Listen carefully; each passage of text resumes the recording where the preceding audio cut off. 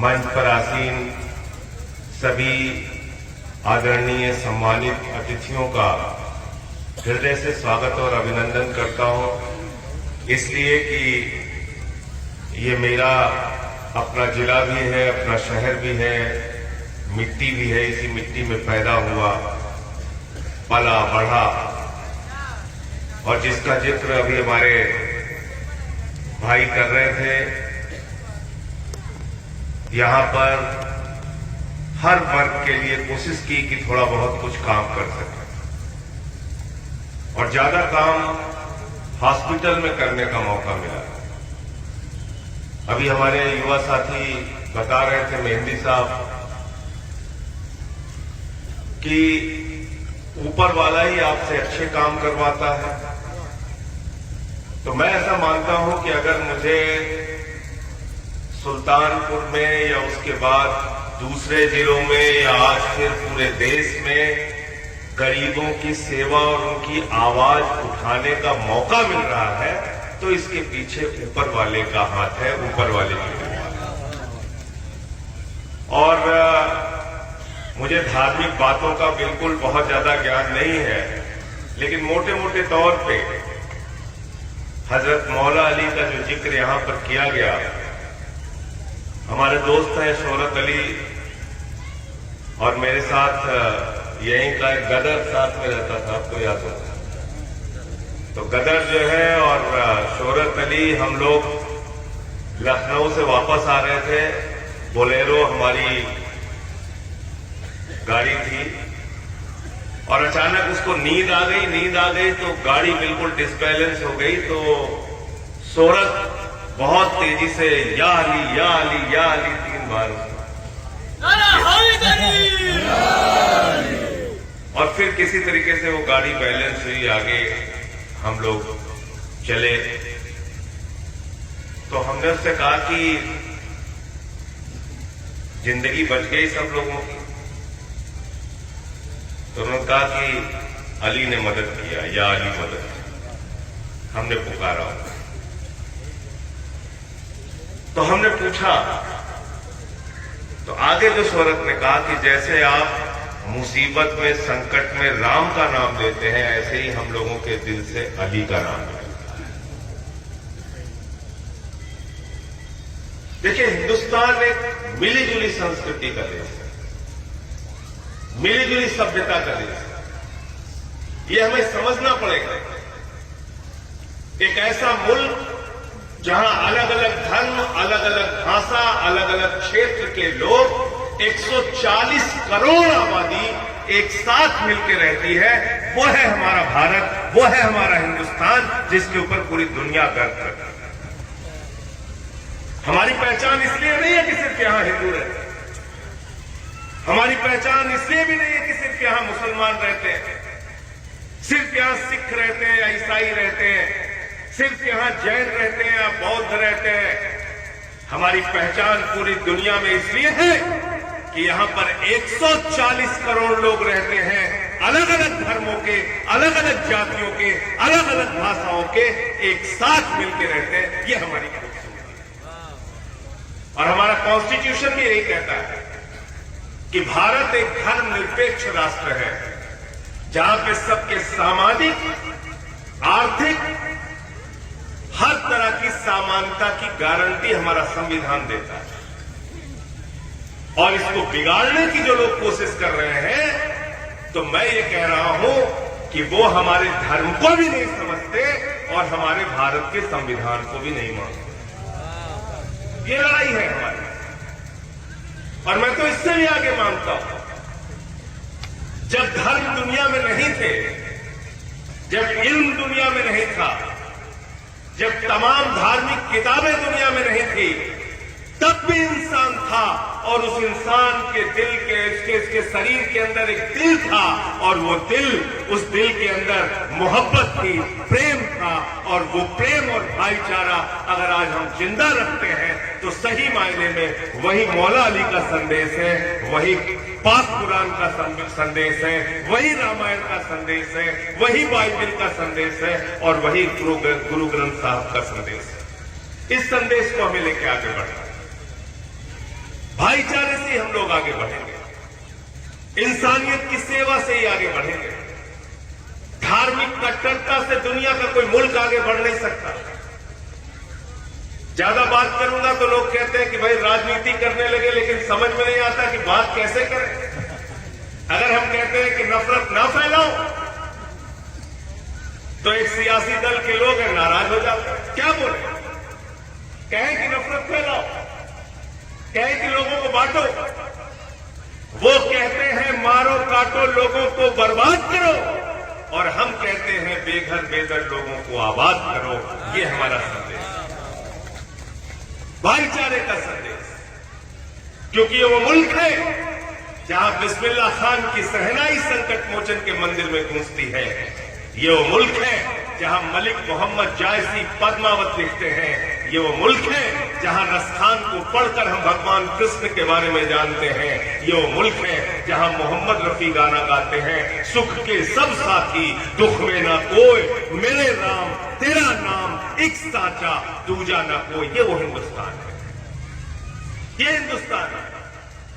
इस हिंदुस्तान की खूबसूरती को हमें समझना होगा, और धर्म के जो अच्छे संदेश हैं उसका प्रचार ज्यादा से ज्यादा करना पड़ेगा। आज मैं आपके इस सभा में बैठा हूं।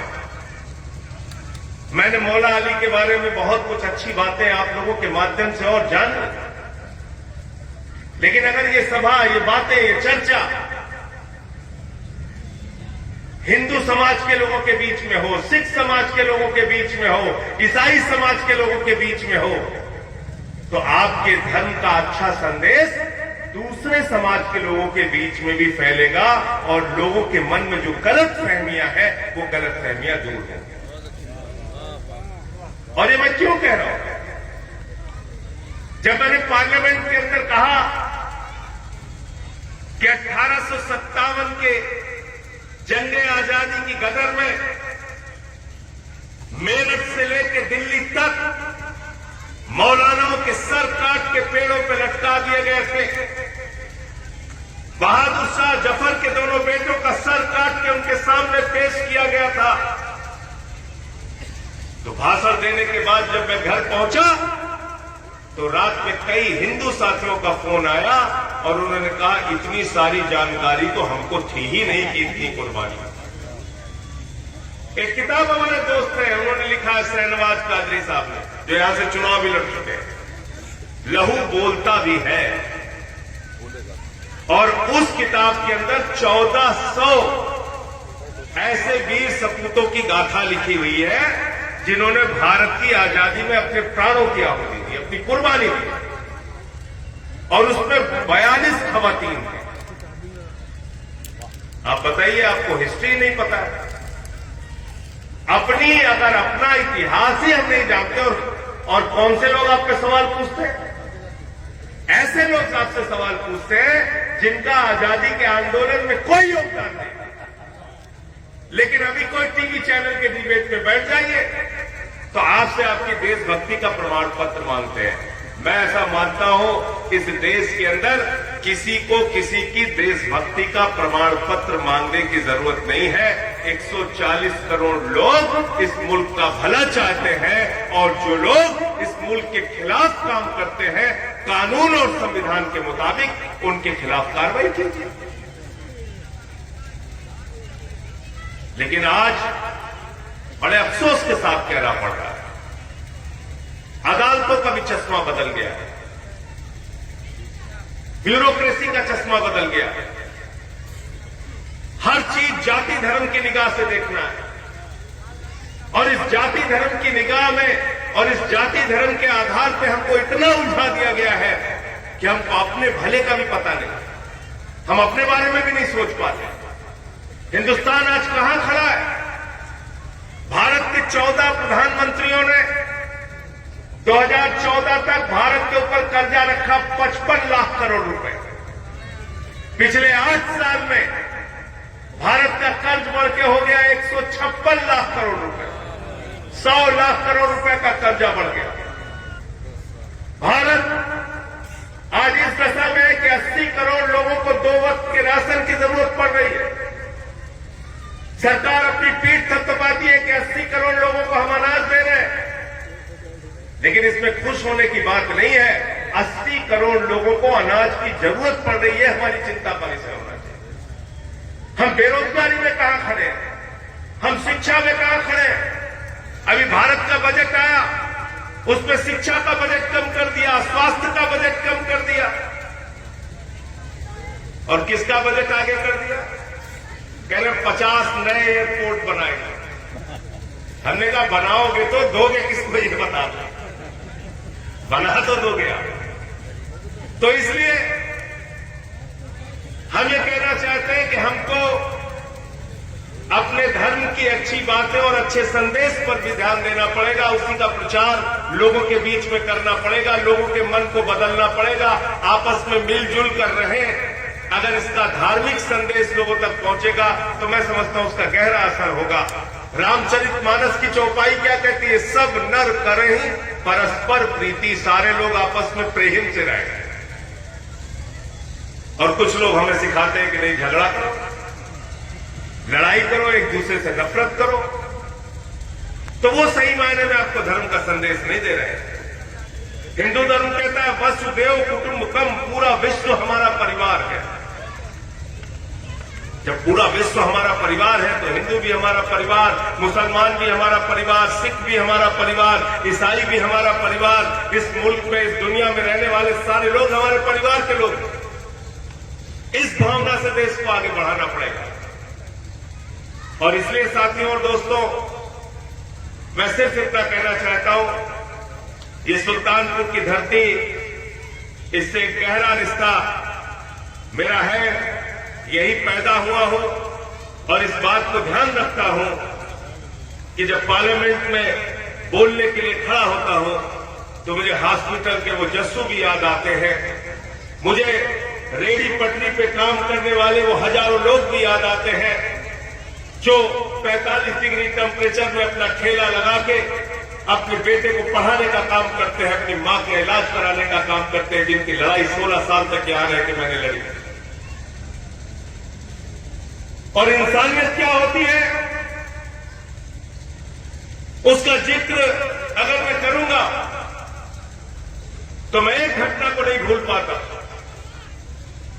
3 साल तक जिस जस्सू की इस अस्पताल में मैंने सेवा की, वो मानसिक रूप से विक्षिप्त था, कुछ उसको याद नहीं था, घर कहां है, पता कहां है, कहां का रहने वाला है, किस जाति का है, किस धर्म का है। पेट में लैट्रिन कर देता था, पैर काटने के लिए डॉक्टरों ने कहा तो हाथ जोड़ के उनसे निवेदन किया इसका पैर नहीं कटना चाहिए। उसकी पट्टी करवाते थे, उसके मल मूत्र जो होता था साफ करते थे हम लोग जाके, हमारी टीम के लोग, सारे लोग। और 3 साल तक उसकी सेवा करतार भैया ने, हम लोगों ने मिलकर, अशोक भाई यहां पे बैठे हुए, किया। 3 साल के बाद एक दिन मैंने सोचा कि कभी कभी अपने घर का नाम लेता है कि इधर बदलापुर की तरफ है, वहां चलते।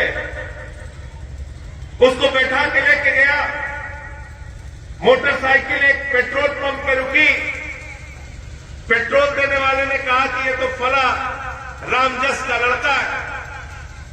मेरी खुशी का ठिकाना नहीं था, मैंने कहा ले चलो उसके गांव में। मुझे उसके गांव में पहुंचा तो पूरा गांव इकट्ठा हो गया, क्योंकि 3 साल से वो लड़का गायब था। लेकिन सोचिए उसकी भावना, सोचिए क्या संदेश देता है वो जस्सू। अपने मां से मिला, अपने बाप से मिला, अपने गांव वालों से मिला। सारे गांव वालों की खुशी का ठिकाना नहीं था, मां बाप की खुशी का ठिकाना नहीं था। लेकिन जब मोटरसाइकिल स्टार्ट करके मैं चलने लगा तो मेरी गाड़ी पीछे से पकड़ के रोने लगा, चीखने लगा। उस बात को मैं आज तक नहीं भूल पाता कि जिसको हम पागल कहते हैं उसके सीने में भी मानवता होती है, दिल होता है, इंसानियत होता है, प्रेम होता है। वो भी आपकी सेवा को पहचानता है, वो भी आपसे दूर नहीं रहना चाहता। यही संदेश अगर हम सबको दे सके, सब तक पहुंचा सके कि नफरत से न ये मुल्क आगे बढ़ेगा, न हम आगे बढ़ेंगे, न हमारा शहर आगे बढ़ेगा, न हमारा मोहल्ला आगे बढ़ेगा, न हमारा परिवार आगे बढ़ेगा। नफरत दुनिया की सबसे बड़ी बीमारी है, जिसको खत्म करके मोहब्बत की बुनियाद पे इस दुनिया को बनाना है। और यही हमारे मौला अली का भी संदेश है, और यही हमारे हिंदू धर्म का और सिख और ईसाई धर्म का संदेश है। बहुत बहुत शुक्रिया।